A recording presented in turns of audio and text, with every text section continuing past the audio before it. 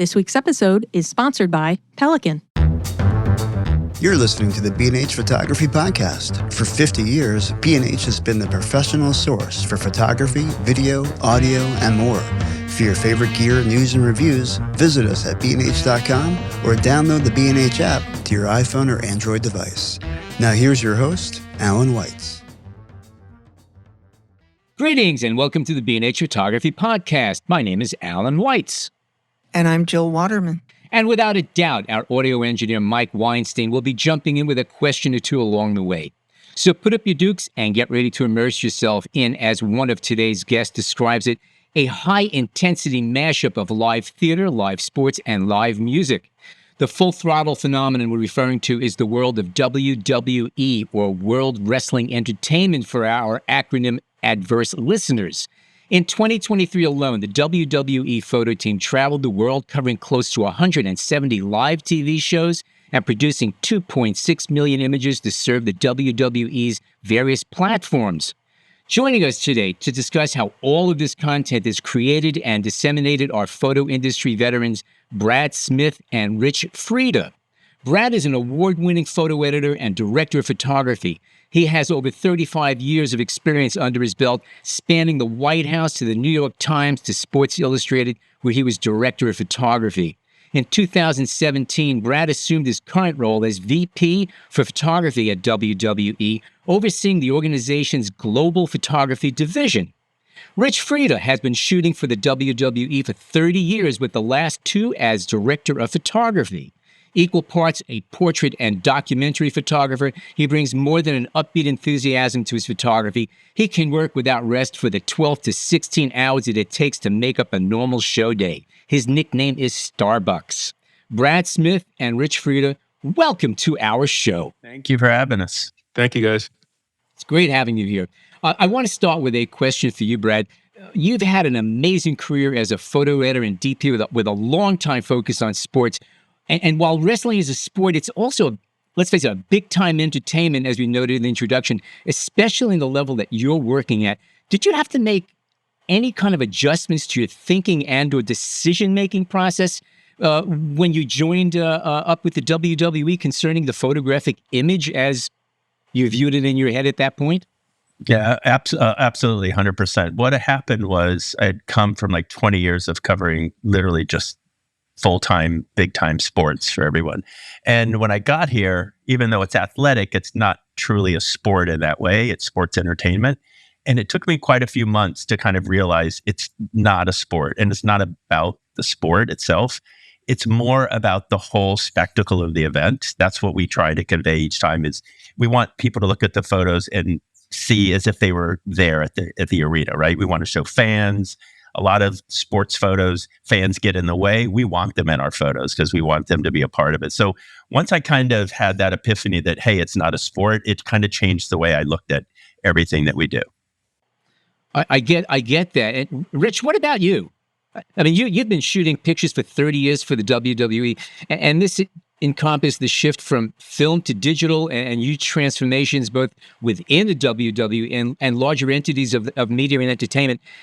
How have you evolved and adapted as a photographer given all of these transformations and changes within the industry? Yeah, I think the changes are just part of the natural progression of being a modern-day photographer. I mean, when I first started working at WWE, we were shooting a show and putting our rolls of film into a bag and then shipping them off to a photo lab, and we'd get those images back 3 or 5 days later. Obviously, it's a much different scenario now with social media and digital and, all these different platforms that we're trying to feed to. But I've always embraced the change and embraced the new challenge of learning new stuff. I think it's one of the things that keeps photography fresh for me. And I mean, it's a very different animal than it was when we first started, but it's still just as much fun as it was from day one. Here's a question I have, and this is for both of you, and it's kind of going a little bit off script, and that's fine because I like doing that.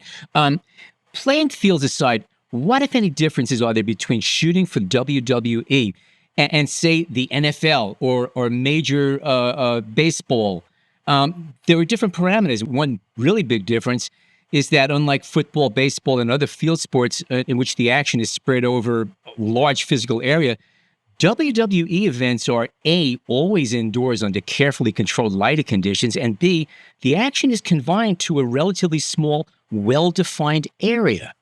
It's no different than covering boxing in that way. I mean, boxing uses the exact same size ring and everything's going on in front of you in this square. And the difference is for us is that if you're shooting a boxing match, your focus is on the two men or the two women that are actually boxing. That's all you care about that entire night. Bob versus Dave, he's punching him, he's getting punched, he falls down, the referee, that's all that matters to you. And Rich and our team, we don't approach it that way. Almost one of the least valuable photos we have is two guys wrestling just by themselves, really tight.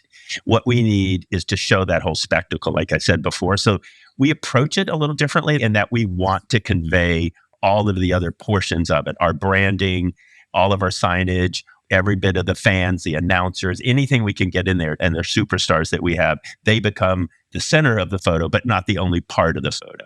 And that's the difference to me in covering sports for so many years. You're really concerned about the athletes in sports primarily, and that's really almost 90% of what you do.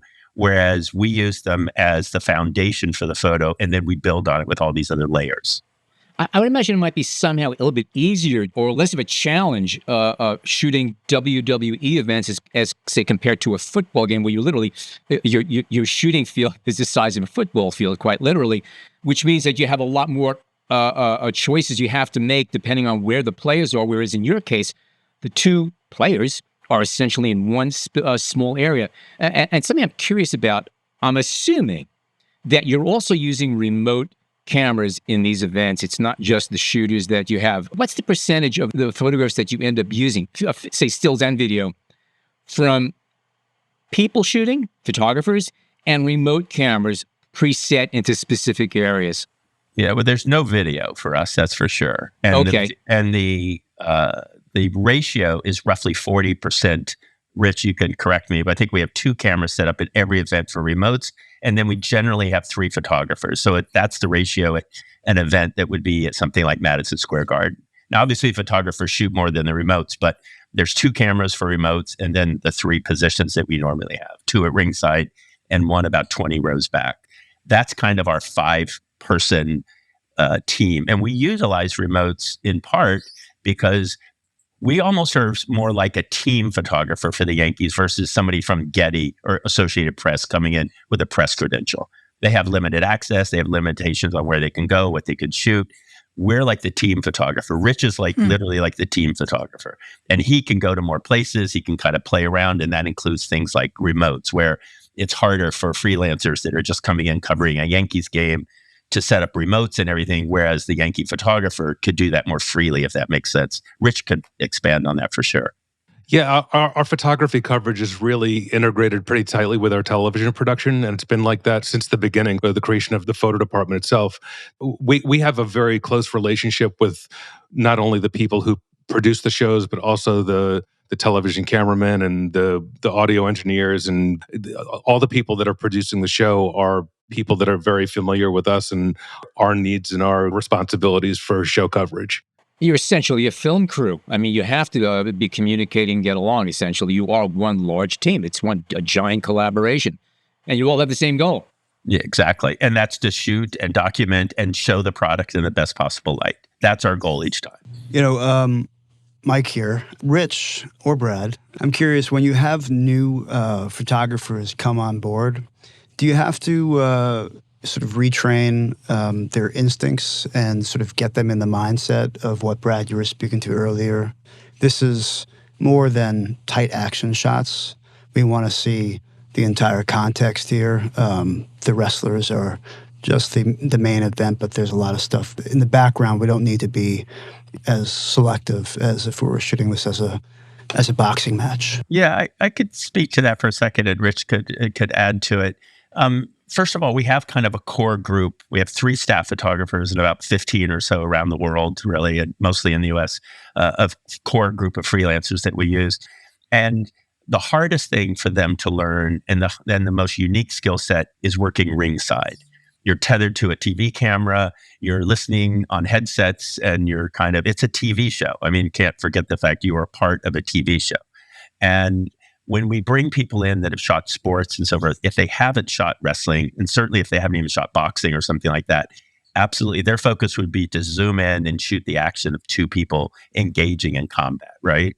Whereas our team has a different look at that. And we do have to kind of say that a few times. And the first thing we do is we put them into something like hard camera, which again is like about 20 rows back, give or take, right? It's more of a center field kind of position. That is the area which has a general wide view of it. And you can't really do anything wrong up there. You know what I mean? There's no cameraman next to you really or anything. It's just kind of you shooting with a long lens. Rich can give you more specifics, but it takes a while to train somebody to shoot ringside because of the skill set involved where you have all these other components besides just taking photos. So, Rich, you could talk about training somebody at ringside and what that takes.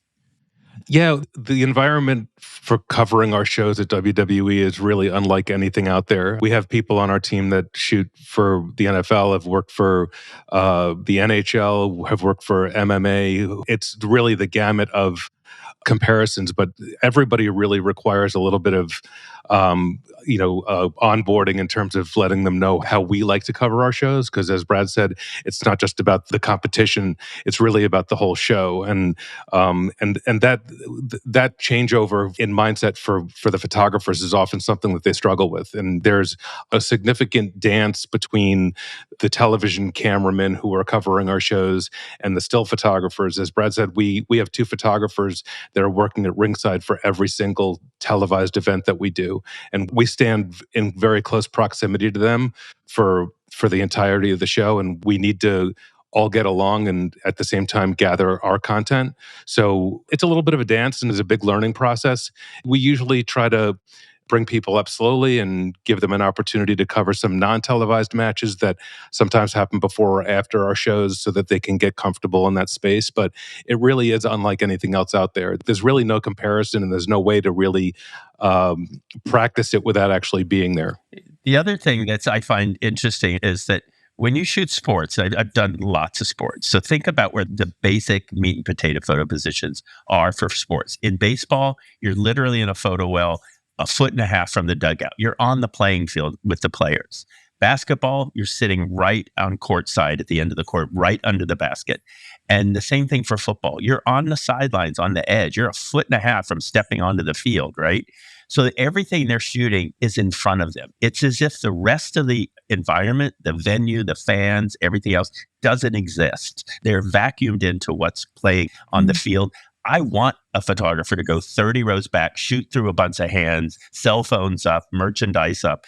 And then in the end, you find these two people wrestling, right? That's the ticket that sells it in the end. But all that noise in between, that's part of the photo that we love. So that's definitely one of the things that separates our strategy from shooting a football game.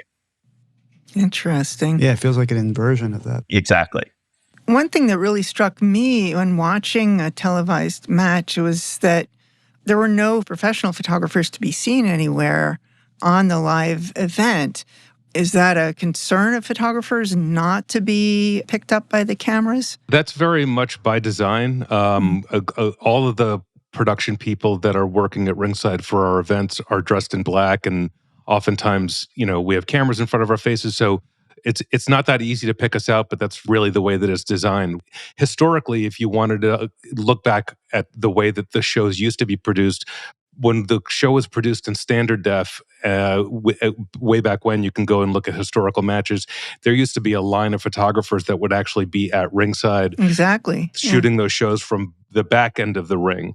When we went to HD in our transition over sometime in the mid-2000s, they restructured the way that people were going to be at ringside because the picture was much clearer. You could see a lot more. It was a little bit distracting for trying to tell the stories. And it was really the company's mindset of just trying to clean up the vision that they were bringing to the fans every single week. So the fact that you don't see us is probably the best thing because that means we're doing our job well.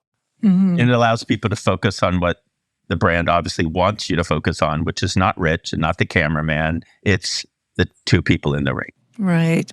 So if you have somebody in the audience who shows up with a Canon or a Sony or a Nikon or something, and a 2 to 500 millimeter zoom.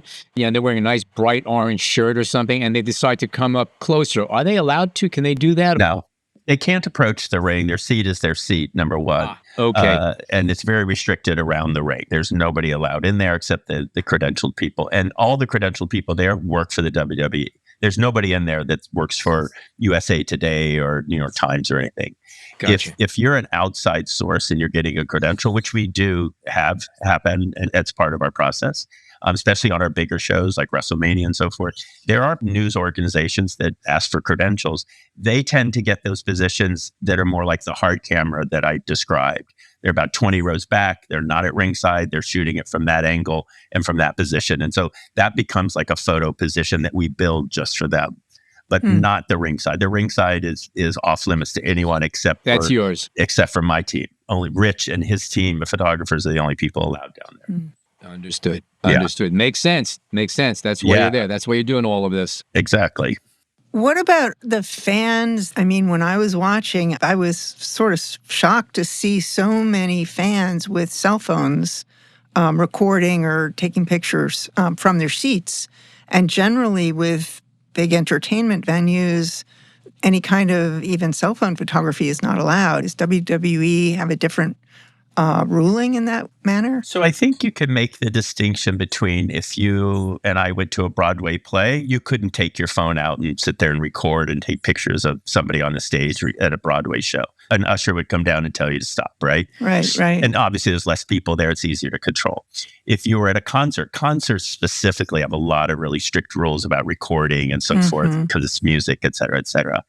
But if you go to any other sporting event, if you go to a Knicks game, if you go to a Giants game, if you go to a Yankees game, absolutely. Go to a NASCAR race. Go to a NASCAR race, any sporting event, virtually, you're going to find people with their phones out, taking pictures, doing video, whatever. I mean, it's one of those things that you couldn't control that if you wanted to. You're talking about 60, 70,000 people at a WrestleMania show, 20,000 people at Madison Square Garden. Obviously, some of that is up to the security that's at that building, if they have their own rules because it's their building. That might be an issue. But for the most part, the fans participate in that way. They record. There's obviously, some information on their ticket that would say, you can't sell any video or whatever. You can't monetize anything. But there's not a massive discouragement to not take pictures at an event for sure. I mean, it's just something I don't think you could police if you wanted. Right. Was that ever a conversation as cell phone cameras started to become more and more? Yeah, I've only been here 7 years, so I missed that part when it started infiltrating. I imagine, like everyone else, there was a little panic about it in the beginning, but at some point you get overwhelmed by ants and your picnic is what it is, Yeah, exactly. Brad, I have another question for you. Since you're responsible for everything that happens under your wing there, you have 3 photographers, 2 remote cameras recording images at all of these events. First of all, assuming you're not dashing about like a madman during the show, where do you station yourself? Where's your ground zero? And how much oversight do you give to all of the visuals being produced? Are you eyeballing everything that comes in, or are there editors pre-selecting, pre-editing, and then forwarding you a select group of images that from there you disseminate to wherever they're going? Yeah, I would tell you, number one, I've never had a ticket, so I've never had a seat or anywhere to sit. So that tells you one thing. I never get to sit down. You should speak up. I mean, come on, look at your title. We know people, Brad. We could hook you up. I appreciate it. I'm sorry, go ahead. That was good. Rich is the same boat. If he's shooting ringside, never gets to sit down for 3 hours, and that's how the show works. But primarily, I'm just making sure everything is running smoothly before it starts. Almost all of my work is done before the show starts, the things that I do. Your pre-production, okay. Yeah, and also to be clear, I go to a couple of shows a month. Rich goes to 1 or 2 like every week. It's a different level, He's there all the time. But when I physically go and I'm not at home or in the office, I am just making sure things are okay. I'm talking to all of our partners that we work with at the show, making sure their needs are met, because a lot of platforms, at the WWE need our photos for different things. And I'm making sure that they're, being satisfied with what they're getting. I do talk to the photographers when I'm there. Some of them have ideas. Some of them talk about the remotes. Hey, can we use this angle as we move things around? Rich is very, very encouraging to the photographers to, find new positions for our remotes and not just do the same thing all the time. So there's a lot of prep work to do. We get to a show primarily if it starts at 8:00. We get there around noonish or so, and we start to set up our studio, and then we kind of get ready. We go out and check rehearsals, and we go through all the things as the TV kind of runs through entrance music. We're just there kind of watching and so forth, getting familiar with the arena and making sure everything's working. And then about 5 till 8, Rich is heading out to ringside, ready to go. So my job is primarily just to make sure everybody's happy, everything's functioning. As far as the images coming through, I have an on-site editor at the venue, and that venue will then transmit from there back to our server in Connecticut. And then there's another editor that evening working the show to edit, to create galleries, to serve our social partners, and a few other broadcasting partners that we have. So they're sending photos to about 8 different platforms that night in real time. So I'm seeing stuff as they show it to me, but primarily they're handling it, and I see more of it after the show is over. Gotcha. Okay. Mm-hmm. So, Rich, it was mentioned that photographers and the cameramen all wear headphones during the live events. What actually is being transmitted? What are you hearing when you're working? Yeah, as I mentioned earlier, we're pretty tightly integrated with our television productions. And as we're photographing a live television show, the one thing that we don't want to do is be caught on camera unnecessarily. So the primary need for us to be wearing headphones at ringside while covering the show is so that we can hear the director of the show talking to the cameramen and calling the cameras so that we know what camera is on while we're shooting. So if we're working on one side of the ring and we know that cameras 3 and 6 are on the opposite side of the ring, when they're calling those cameras, especially if the superstars are on our side of the ring, we want to be aware of that so that we can not be framed into the shot. We can also hear the director specifically. They can talk to us directly and let us know if we're in the way of something or if they see us before they take a shot. So what we're hearing is the camera calls for the actual television production. And that's a real necessity for what we do. So not only we can hear what they're directing the cameraman to do, because a lot of times that informs us for what we need to capture visually, but also to make sure that we stay out of their way and we keep ourselves out of the sight lines of the television cameras.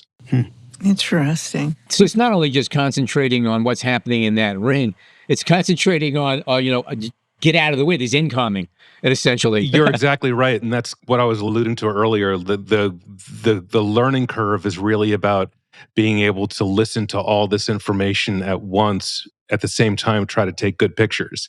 And that really is the learning curve. We're also communicating with our photo editors who are there on site for the show. Our process for covering all of our events is when a match happens, there'll be an entrance, the match will happen, and then they'll leave. After every match, we'll hand off our cards that we're shooting. These are the non-remote cameras, or the ones that are actually operated by human beings. Those photographers hand their cards to the photo editors, load up new cards, the editors download, they make the selections and send pictures back to our servers in Connecticut. But our photo editors are also on those headphones. They also hear all the information that we're hearing, and we can also talk directly to them without crossing over into the television production. We have our own channel to talk to those guys. It's a fast-moving environment. It's sometimes you're pinned up against a barricade because you're trying to keep out of the way or something's happening. Sometimes you roll your shutter on your camera. So just there's a million small things that can happen through the course of the night. So they'll tell us if our exposures are off, or if there's a problem with the camera, or if everything's looking good. It just gives us an extra opportunity to additionally communicate about what we're doing through the course of the night. I think this also plays to what Rich said earlier about it's a unique environment. And I think that obviously a lot of people feel that about where they work, and they're not incorrect. But if you look at it as along the lines of sporting events, of which I've covered tons of, I've been to Olympics and Super Bowls and stuff. And all of my photographers have one job to do. It's put a camera up to their eye and take a great photo. That's their job, right? And they have to be in position for it. And it's a huge responsibility. And it's this great skill and super, super talented people. And it's much respect.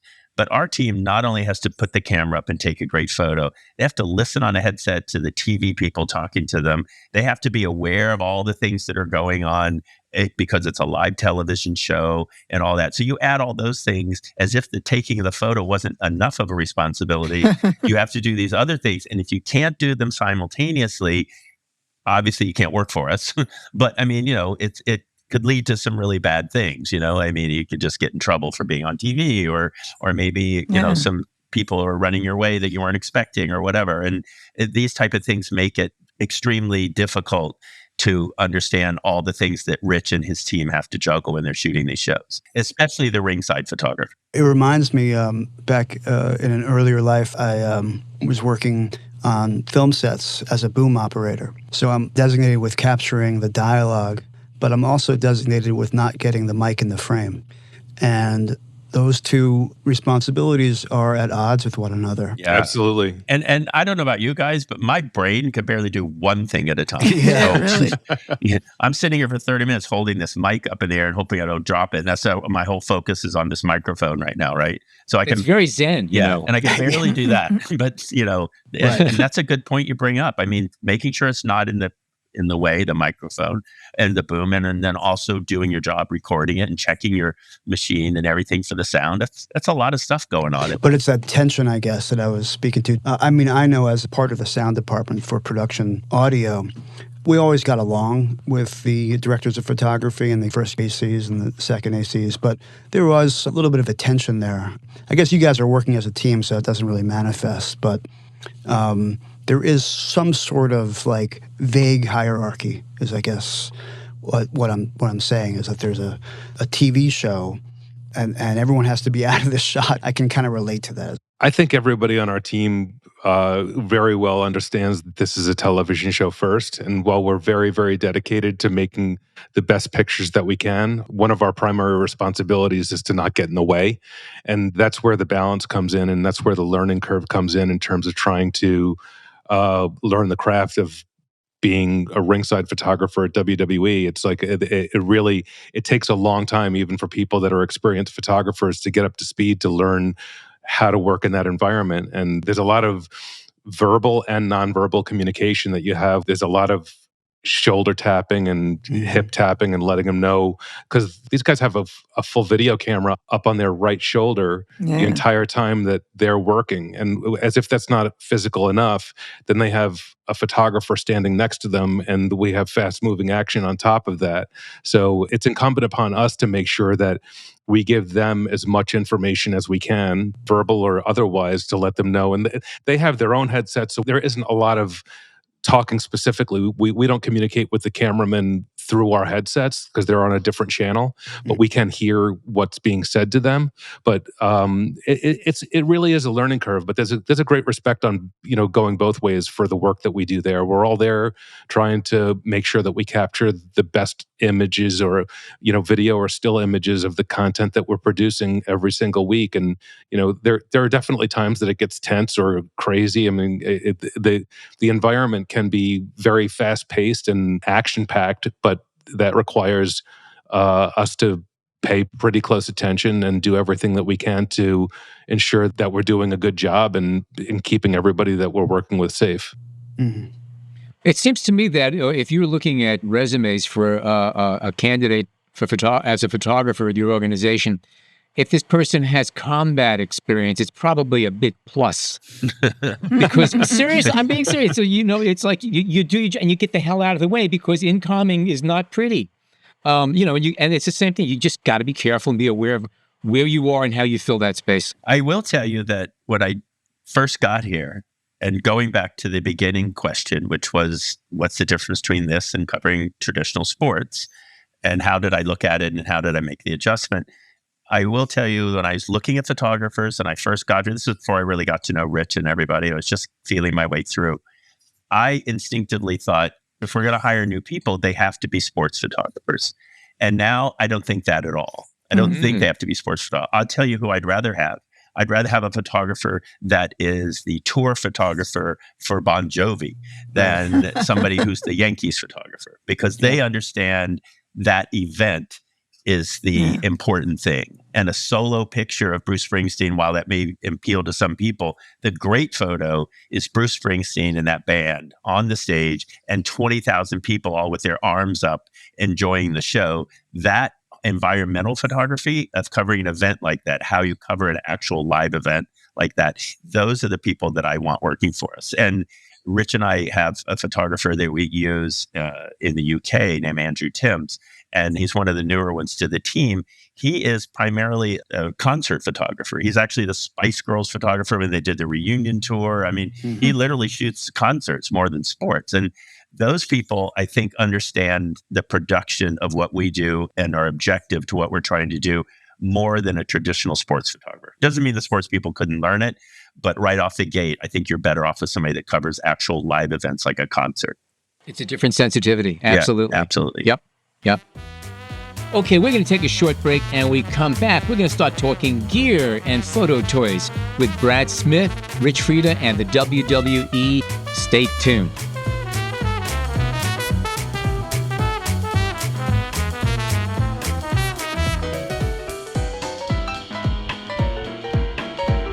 Carry all your photo and video gear safely through any weather with the Pelican 1510 TP carry-on case. The unbreakable case is made from a high-impact copolymer and features double latches, padlock protectors, and a pressure valve for the ultimate protection. The Pelican 1510 TP includes the TrekPack divider system, consisting of pre-installed wall sections, panels, and divider material that can be cut to your preferred configuration. The dividers are waterproof and the lid is lined with foam, so your gear will have all-around protection. And it currently meets FAA carry-on requirements, making travel easy. Head on over to bnh.com for more information about the Pelican 1510 TP carry-on case with the TrekPack divider system, or use the link in our podcast show notes. Okay, we are back once again.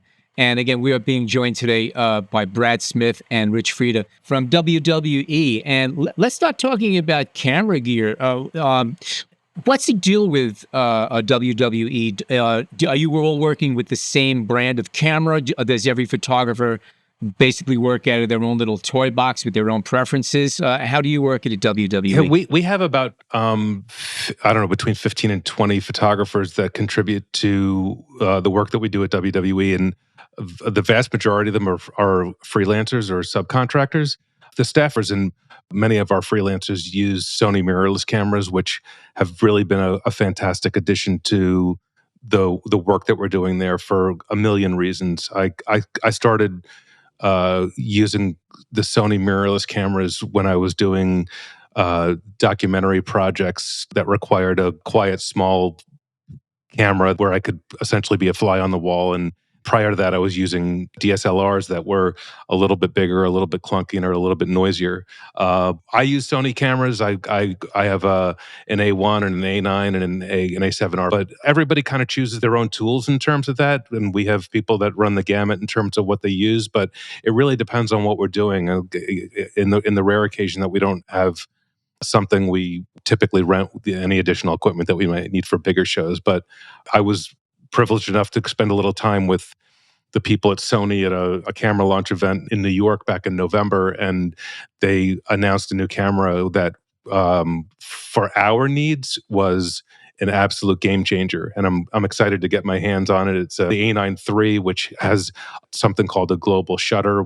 I'm not sure if you guys are familiar with what that means, but most mirrorless cameras work with a rolling shutter. So we have a lot of LEDs that work in our environment, and they have a cycling effect. And sometimes we get banding on those images when we're shooting at high shutter speeds, which we often do to capture action. And the global shutter will completely remove that as an issue moving forward. And the technology and the tools are constantly changing and constantly getting better. I think that for us, that's super exciting, and it gives us an opportunity to try new things and experiment with new techniques. Do you use flash at all? No, we don't anymore.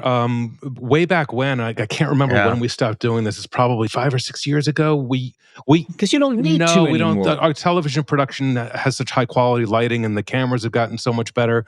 We used to set up strobes on our lighting trusses, and the two ringside photographers would have a transmitter that triggered those lights, and for kind of the way that the old arena photographers would shoot sports if you were covering a basketball game or a hockey game, or even some boxing way back when. But we eliminated that from the process because we realized that, number one, that the quality of the cameras was getting better, the quality of the light was getting better for our television production, and also that it gave us more of an opportunity to see more depth into our images and incorporate a lot more of the television production into the visuals that we're creating.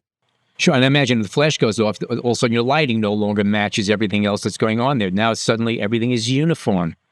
Everything matches. Right. If you go back and look historically at some of the older images, that's kind of it's a very different look, and it speaks to the era, which is fine. But this is a whole different approach, and I think more true to the big picture that we're trying to encapsulate and capture for covering the events. Right. And the lighting changed dramatically when they stopped just lighting the ring, right? You look at old boxing matches and wrestling shows and so forth. They basically put a light at the top and it went straight down onto the ring. Mm-hmm.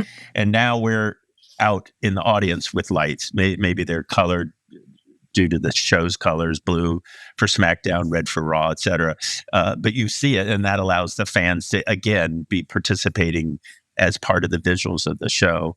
And as far as like some of the photographers that Rich was alluding to, we have 3 staff photographers, and most of them use Sony, and we have, like Rich was saying, about 15 freelancers. Obviously, I would never, ever insist on what freelancers use. They can use whatever works best for them.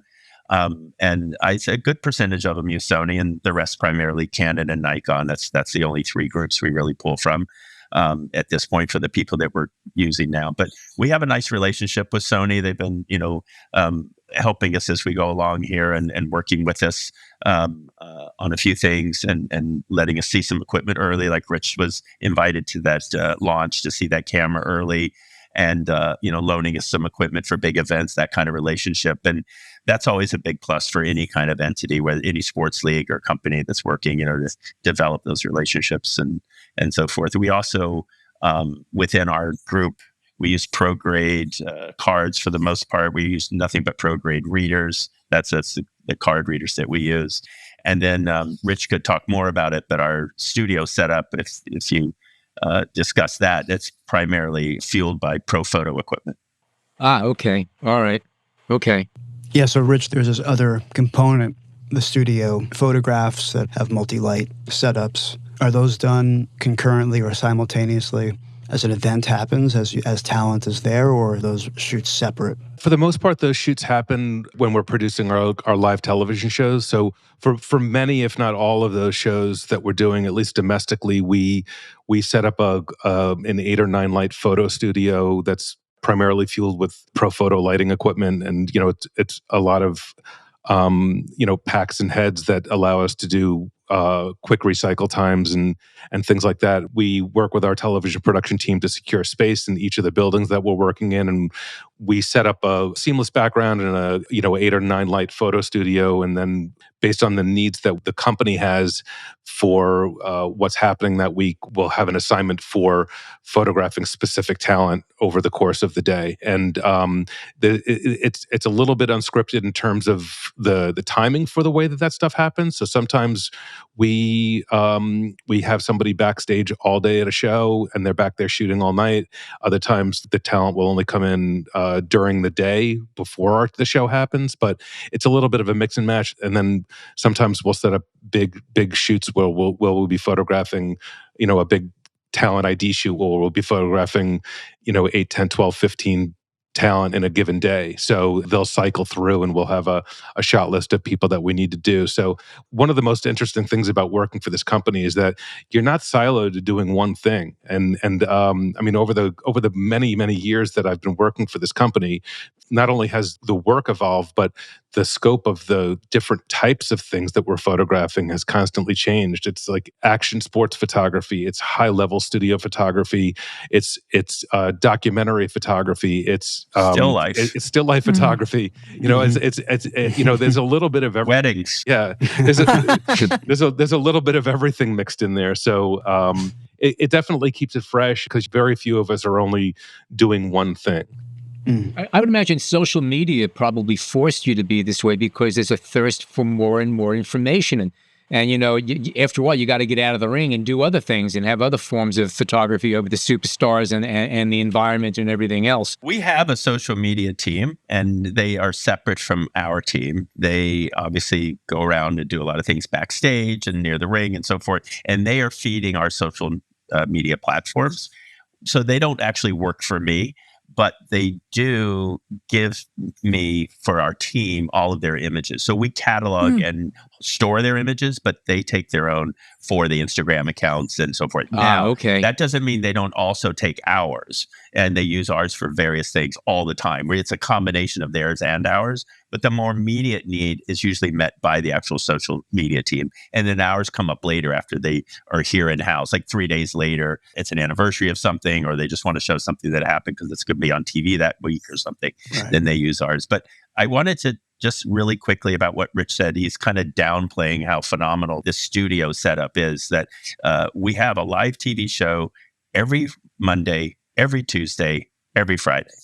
Now, the Monday and Friday shows are live in some new city every single time. The Tuesday's basically in residence down in Orlando. So they have a studio set up, and that sits there and lives there. But the Monday and Friday, the Monday show rolls in. They unload the equipment for the entire show, the ring, the lights, the truss, including our lighting equipment. They roll it into a room that's designated for us. Rich and his team come in, or any of the photographers that are there. They come in, they set up this studio. Now it's a full-fledged studio like anywhere else. When the show's over, they break down all that equipment. They put it back in the boxes. Somebody takes those boxes, puts it back on the truck. It drives to the next town for the Friday show. And then for Monday, they repeat it again. And it does that all year round. Never comes home. It just keeps circling the entire United States, right? And so every week we're setting up and breaking down and shipping out 2 studio setups at least every single week. And that's pretty amazing, when you think about it. Yeah. It first of all, that's one of the reasons, even Rich is, I don't want to go into great detail, but we have like custom made cases to hold the equipment so that it lasts. And one of the reasons we use Pro Photos, because they're incredibly durable on top of being quality equipment, because it's a lot of banging around in a truck, driving down the highway, getting unloaded by some guy who throws it onto the wheels and wheels it into the room. It's pretty amazing how it's done. And then when you stop and think that it's done that way like 100 times plus a year, it's pretty that might be the most location intensive production I've ever heard. I mean, we could be a Consumer Reports testing lab for quality for photo equipment. No doubt. Yeah. Pro Photo doesn't offer a white glove service for these sort of things. So what they do is offer is a fleece. They have a really nice fleece that they hand out to people there. Once upon a time they did, actually. I used to own one, but that's a long time ago. Yeah, I'm just saying. Yes. It's cold in Brad's office, guys. It's getting colder. No, it really is an anomaly. There's really nothing like it in the world in terms of the way that we produce our stuff, the frequency that we produce our shows, and the wear and tear on all of the equipment that we use to produce our shows. It really is. It's one of one. And it's not always in a room. It's not a private little room, everything. Sometimes it is. We have a door and we close it and it's just us. But then other times it's literally out in the hallway. It's near a loading dock with the doors open and it's winter. I mean, there's all kinds of situations we have to account for, that talent has to account for. Sometimes if it's something secret for later on, we have somebody pipe and drape it, and there's catering walking by and there's other people going by. It's a lot happening all at once. And it's pretty amazing, the intensity level. But I tell you, as a worker, and I know Rich feels the same way, you get caught up in how kind of exciting it is and what we do and how we just provide entertainment for a lot of people. It's a pretty great thing to be a part of, I have to say. I had said this earlier before we started. There are worse ways to make a living. It's pretty fun to be involved in. It's a very exciting place to be. By the way, I have to apologize that the catering truck is running late today. Usually they're here by the break. I have to apologize. Hey. Rich, a question for you. Your website includes a bunch of these online photo diaries that you created for various WWE superstars. How often do you do this, and how much time do you spend with each of these superstars for the series? Yeah, I mean, the need for that stuff kind of ebbs and flows. We haven't done that in a bunch of years, but those projects were near and dear to my heart because I started off as an old school newspaper and wire service photographer. So the beginnings of my photography career were in photojournalism and news photography. So I loved doing that stuff because it was a very big departure from the rest of the stuff that we were doing. It was very low key and slow storytelling, where everything else we were doing was very colorful and bright and very much the antithesis of this type of thing. So we haven't done stuff like that in a little while, but as soon as you say it's not there or that we're not doing it again, maybe the need will come up again. But those projects were really fun. I really enjoyed them. We did them for many, many years through WrestleMania week, where we would highlight one of the superstars that was wrestling a big match, and we would literally spend the entire week, so 4 or 5 days leading up to the biggest match, including the day of show and after the show, with these superstars. So it was a very old school journalism approach to storytelling that was really fun. So for our listeners, we're going to do a little experiment, okay? After listening to this show, contact the WWE and say, hey, whatever happened to that great little series you used to have that Rich was doing the diaries? We don't see it anymore. What happened with that? You should do more of that stuff. Let's just see if it makes a difference. And Rich, we're going to check in with you in a few months and just see if it made a dent in it. You never know. Just add a little bit of work to your schedule, Please put more on our plate. We did really appreciate it. Yeah, I don't even know whether that would fit in the schedule anymore. Things have changed so much, but I just want to add pressure. That's all. Just add pressure to your job. No, it was really fun. It also gives you an opportunity to really get a sense of what these superstars' lives are like and what they go through. And I mean, it would be like spending the day with Tom Brady leading up to a Super Bowl for the week, or spending a week with Wayne Gretzky before he was playing in the Stanley Cup Finals. Like, it's just, there's something really fun and different about that, and there were very private moments that were happening leading up to that stuff, and we would explain to them leading up to those projects that, like, listen, we want to have some pretty wide access to what we're doing here, and we want to make sure you're comfortable with that. And they fully had the opportunity to back out, and I don't think anyone did. Every time we made the ask, they all stepped up and agreed, and there were very few limitations in terms of what we were doing. Well, you're not dealing with wallflowers. These are people who are out there anyway. These are people who like being watched and being the center of attention. So, you don't need a lot of bait, it seems to me, to get something like that going. And it's probably very enjoyable for both of you. Yeah, they're a willing participant, and they are certainly good at what they do, and they know how to tell a story and develop a character, and that's part of what we're doing. And going out there and promoting that and being all in on that is something, for the most part, our superstars are really, really involved in what we do and very cooperative in what we do. And obviously, as it goes with any of this stuff, you could have the greatest photographer in the world, but if nobody shows up, then, and we have people that are pretty participatory in that way. And Rich being there for such a significant amount of time is certainly a plus for us and plus for me, because I know there's virtually no talent that we have that Rich doesn't have some kind of connection and or relationship with, right? By him. Right. And it's fun to bring in somebody new and all that stuff once in a while and get some new stuff. And that has its benefits too. But we have a core group that's been here for a significant amount of time, including Rich and some other people. And I always know if Rich goes to any show whatsoever, there's no talent he doesn't already know. So he can approach them, and that does nothing but work to our benefit because we all work for the same company. He's not a newspaper guy going to Giant Stadium to ask somebody something to do. He works for the team, right? So we all work for the same team, and I find them to be incredibly encouraging and easy to kind of involve themselves in what we do. Now, speaking of the team, and this is for Rich, women wrestlers or superstars are somewhat more recent additions to WWE matches. Do you find there any kind of differences in photographing male and female, during these matches? No, not at all. Honestly, the women have been participants in some of the biggest shows that we've had for as long as I've been working here, and I even from my earliest days working at WWE, there were some amazing female athletes that were putting on great matches. But honestly, from our approach in terms of covering the shows, there's really no difference between covering the men and the women. I think that the women really have been given more of a spotlight in recent years. We've had a standalone premium live event that was just women's matches a few years back, and they're central to the storytelling and the product that we put out there every single week. I also want to point out that the women obviously have a forefront place on our company. They have matches that headline WrestleMania, which they have for the last couple of WrestleManias. They are absolutely 100% a big, huge portion of what we do. And they have great athletes, just as the men do. And the matches get time, and it's a lot of fun to cover. And as Rich was saying, our job is just go out and document what happens, but there's no real difference between covering one or the other. It's just you cover whatever happens in front of you. There's not any kind of strategy to do it differently by any means. In 2018, out at Nassau Coliseum, we had an all-women pay-per-view. Like the entire roster and every match was a women's match. We sold out that arena. It was a great show. And just to bounce over to the photographers, we have female photographers that work for Rich and I. One of them's on staff, a couple of freelancers.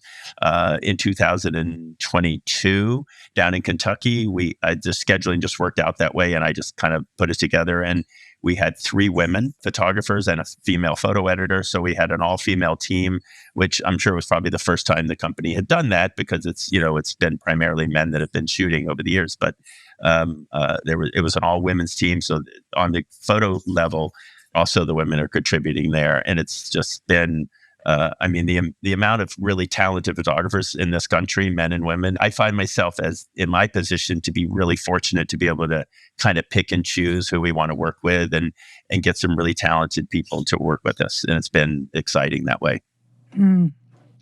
Rich, this is perhaps an unfair question, but do you have a favorite of the superstars to photograph and work with? No, honestly, they're all so different, and everybody brings something different to the table. But the quality of the storytelling and the television production that the company creates is really so high level. Like it's hard not to have fun doing what we're doing out there. But I don't know that I necessarily enjoy photographing any one person over another. They're all such interesting people and interesting characters that really bring their own thing to the table every single week. Okay.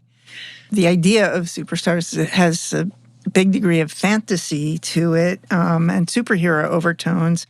With that in mind, is there much retouching and post-production work that goes into the still photography to enhance the sense of superstardom? I think that our retouching is simply to clean up the photo in the same way that everyone does retouching. It's the normal type of things that you just want it to be clean and representative. But my philosophy, and certainly the philosophy of our department and our team, is to not change the original intent of the image. We want to keep it true to whatever the image was. That's what we're kind of showing.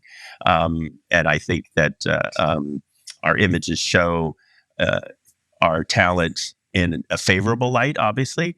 But I think that if anything is done that shows them in that heroic kind of way, it's because of the way they're photographed originally and the way our incredibly talented art department lays them out in key art and various places that they place them, and position them to make them look, as very much like superheroes, because that's how a lot of our fans look at them.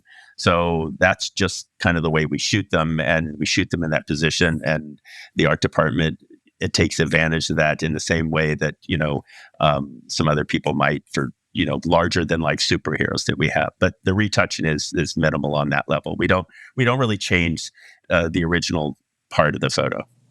Have you guys been tinkering with AI at all? Because it's a perfect match for the kind of imagery that you're presenting. And before you answer, I just want to tell you, Brad, that I did note that on your website, it says Brad Smith, and the A in Brad and the I in Smith are the only letters that are italicized. Is this a subliminal heads up?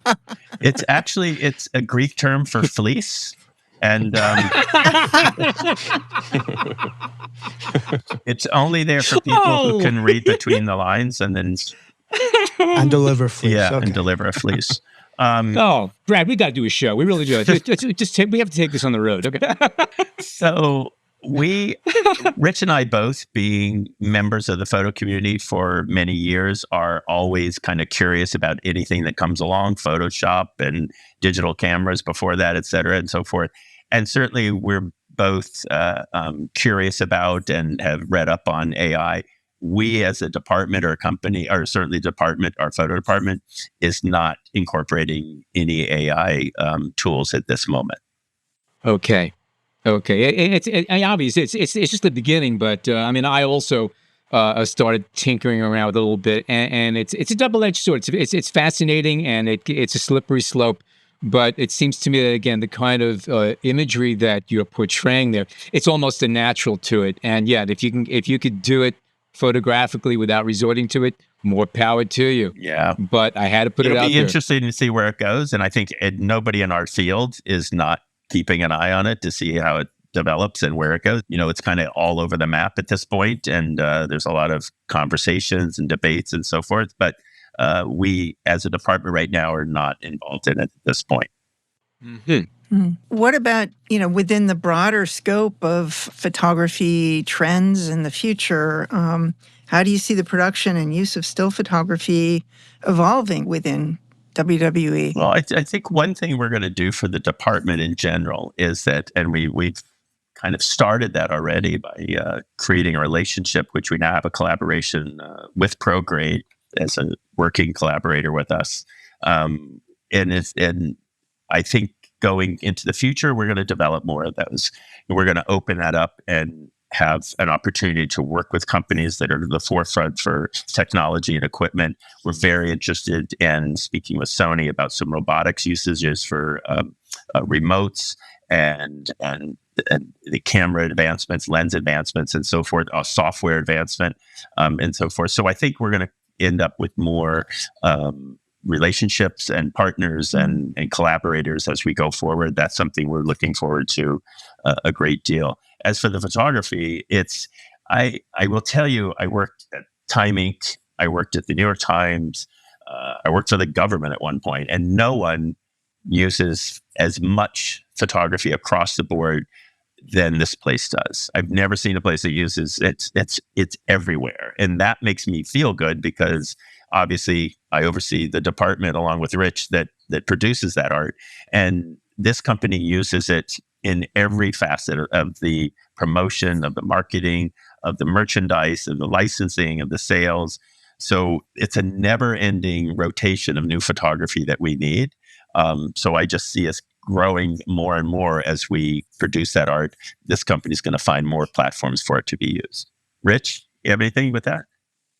I think you really covered it all. I think that we're always open to understanding how new equipment and new tools can help us evolve the work that we're doing. That was one of the reasons why I was so excited about that new Sony camera that they've just released, which we're really, at least I'm chomping at the bit to get my hands on so we can see what it does at our shows. I mean, that camera has the opportunity for us to be a real complete game changer, almost in the same vein as digital photography itself or mirrorless photography. I mean, this one for me feels like a really huge step up. And I had an opportunity to play with it a little bit. I talked with the people who helped create the camera, and any tool that can help us better cover our shows and create better images or create different images is something that we're interested in doing.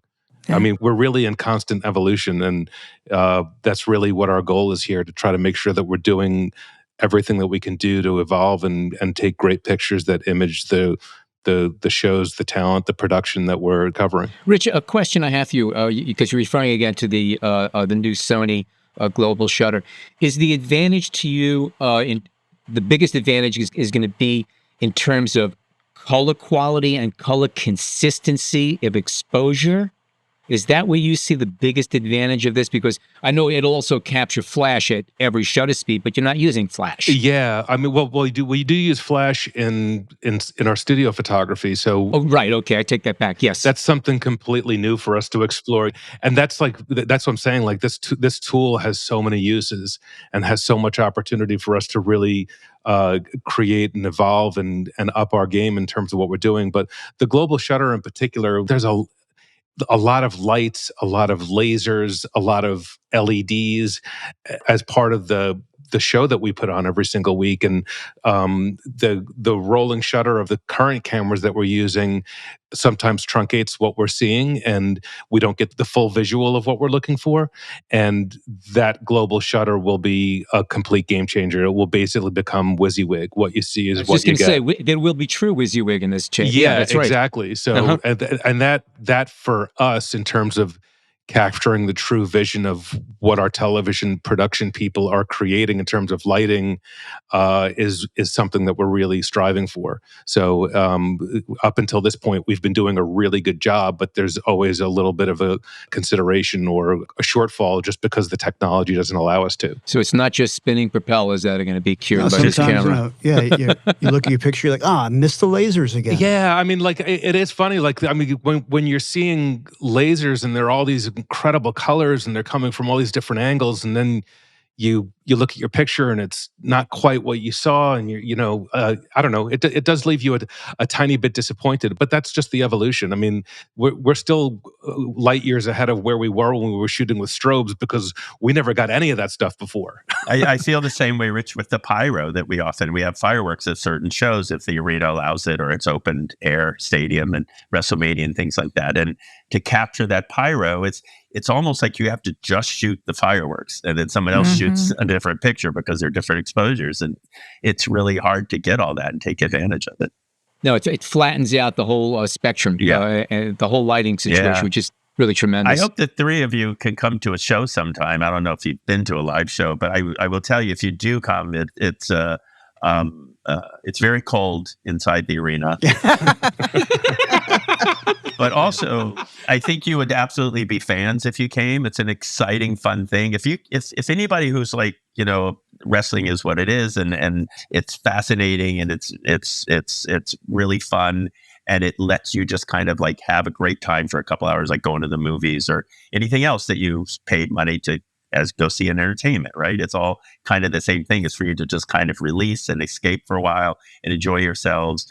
And our shows, if you could come to a show and see like kids' faces when the talent comes out, and you could see the fans cheering and you see the interaction, and we do a lot of community work as well. Rich sees a lot of that where they get to do one-on-one, at a boys club or a school we visit and things like that. And you see it happen in front of you, and you're like, this is really a fun thing, and it's positive, and it's exciting for the people that are being entertained by it. And it's really, especially the kids and so forth, and you watch it. And we're just there to record what they're doing and document it. And to me, that's my favorite stuff. And I love the wrestling stuff, and I love the spectacle of the fireworks and the lasers and all that stuff. But once in a while, we'll get a photo at an event where one of our superstars is meeting a child, and they're doing a little fist bump, or they're doing something that's kind of organic. And it just, especially if you have kids, it just kind of melts your heart. Like, this is a good thing that we're doing, and I really am proud of this company and proud of the photo department to capture everything that they do. Well said. Well, I'd say we've come a long way. I remember as a kid watching, I don't remember if it was Channel 9 WPIX or 11 or something like that. And it was black and white, and it was wrestling. And I remember we used to watch it. It was like Mountain Dan was one of the guys I used to see. And there were a whole bunch of them. And I remember, but that's one of my little childhood memories. But we've come a long way since then, I guess. Yeah. It's definitely, the production value has gone up considerably. The no smoking thing helps a lot too, by the way. That was another thing too, when they were able to smoke while wrestling. That, those were real men. Yes, yeah. Real men. Exactly. I agree. Anyway, Brad Smith and Rich Freeda, it's been a pleasure speaking with you guys today. Brad, any kind of upcoming projects or events you got coming up you want to tell us about? Yeah, for sure. We have a lot of things on the table that we're always doing. We're going to France and Germany this summer with some big shows. which is great for us. That will be in Berlin and Lyon, France. So that's exciting because they're international shows. We're going to be in Tampa in a few weeks for Royal Rumble, which is one of our big premium live events. It's in St. Petersburg is the show, and we're in that area for a few days. And then we have WrestleMania in Philadelphia in April, which is a 2-day event, the first weekend in April, and that'll be in the stadium where the Eagles play. So those are the big things on the horizon in the next few months. And other than that, we're just doing the shows that we normally do and moving forward. It's a fun time to be here. Oh, Brad, you forgot the show furthest from where we are. In February, we're going to Perth, Australia. Oh, yeah. It's almost as far as you can go. Yeah. Yeah. It's 3 business days, I think, or something like that. Yeah. we're going there for a single show in February. Wow. It's in a big outdoor soccer stadium. I'm sure it'll be 60,000 seats. It'll be incredible, but that's the furthest one. You're right. I forgot about that one. Sorry about that. Wow. Yeah. And so, Rich, aside from this, what else you got coming up? I think that pretty much covers it. I think I'm going to spend a lot of time on airplanes this year. Yeah. That's it. Oh, hey, listen, it's good. It's this is what you wanted to do when you were a little kid, and there, boom, you got your dream come true. No, You're doing it really is fun. I mean, when I was in college and was first exposed to photography, the only thing I wanted to do was photograph sports and rock concerts. And this is like kind of the perfect hybrid of both of them. And little did I know that this was going to be the career path for me for most of my work life. Well, you're a blessed man to be able to say that, seriously, because when you're doing what you love doing every day, it doesn't get better than that. So leave it at that. Anyway, Brad Smith, Rich Freeda, again, thank you so much for joining us today. It's been great talking with you, and have to have you back again sometime when new lighting comes up and new little tricks from WWE. Thank you, guys. Thank you very much for having us. Yeah. Thanks, guys. Take care. Again, guys, thank you so much for joining us. It's a pleasure speaking with both of you. If you are a fan of the show but not yet a subscriber, head on over to Apple Podcasts, Spotify, or wherever you get your podcasts and click subscribe. You can also find us on the Explorer blog, where we post photos from our guests along with our show notes. And please join us on Facebook at the B&H Photography Podcast group, where you can share your favorite photos and comments about the show. I'm your host, Alan White. Jill Waterman is our creative producer. Episodes are recorded, mixed, and edited by technical producer Mike Weinstein. Our executive producer is Bjorn Peterson, and our editorial director is Sean Steiner. On behalf of all of us, thank you oh so much for tuning in today. Thanks to Pelican for sponsoring this week's episode.